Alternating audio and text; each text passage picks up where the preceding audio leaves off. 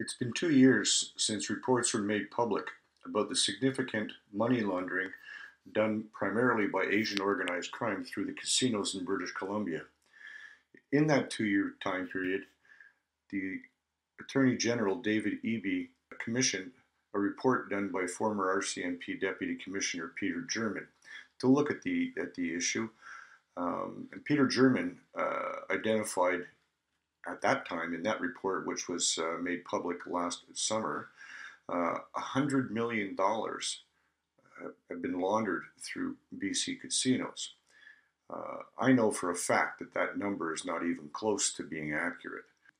But as long ago as 5 years, a report was authored for the BC government that identified over $100 million in 20s alone being laundered through the River Rock Casino in Richmond, BC.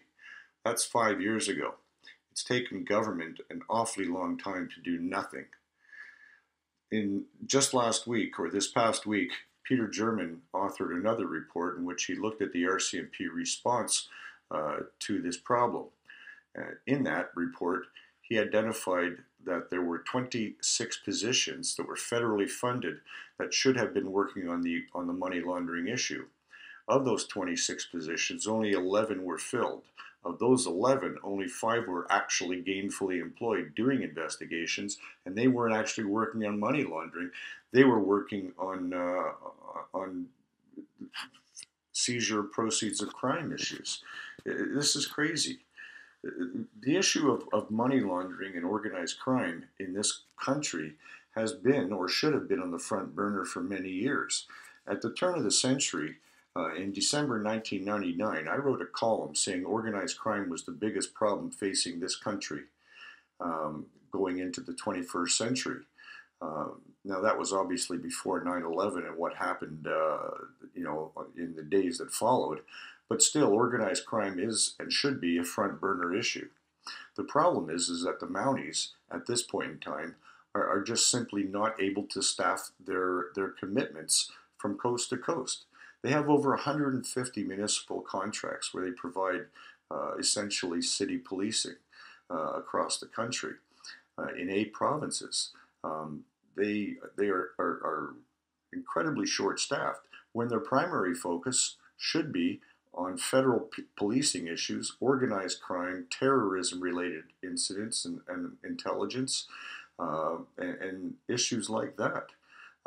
In order to keep the country safe, I don't know that responding to barking dog complaints or break-and-enters that have occurred last night in towns and cities across the country is an appropriate use of resources.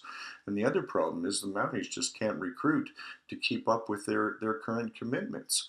In BC, which is the largest complement of RCMP, there's over 5,000 members in the province. They're short as many as 500 or more officers. Every single squad and every single detachment, including the federal sections, are all running short. Is it all as short as the money laundering section, which is less than half strength? Probably not in all of them, but certainly all of them are running probably 10 to 20% short, if not more. This is a problem. The RCMP has commitments, contractual commitments in all of the provinces, well, 8 of the provinces, to provide these men and women. And if they cannot do this, then those contracts should really be looked at. The city of Surrey is going through the process right now. The new mayor of Surrey, Doug McCallum, has said he's going to replace the RCMP with his own municipal police force.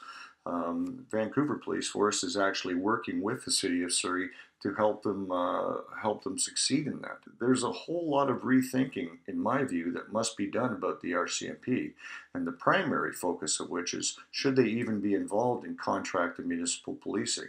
In my view, they should not. There needs to be an organized attempt, if you will, or political attempts to right this wrong, because as it continues, as it goes on, the RCMP will fail. I have long referred to the RCMP as 144 years of tradition unhampered by progress, and that is essentially the problem. The whole attitude about this is how we've always done things is a significant problem in that organization. And the other part of the problem is that the Prime Minister put in place Brenda Lucki as commissioner of the RCMP to move the force forward. And there's really nothing in her background to suggest that she is anything but an affirmative action hire. And I think that's another problem. Somebody really needs to address this issue, and it unfortunately needs to either come from within the RCMP or they must be mandated to make some changes from the federal government and cabinet level. And frankly, I don't see anybody doing anything about that in the short term or near future. For True North, I'm Leo Knight.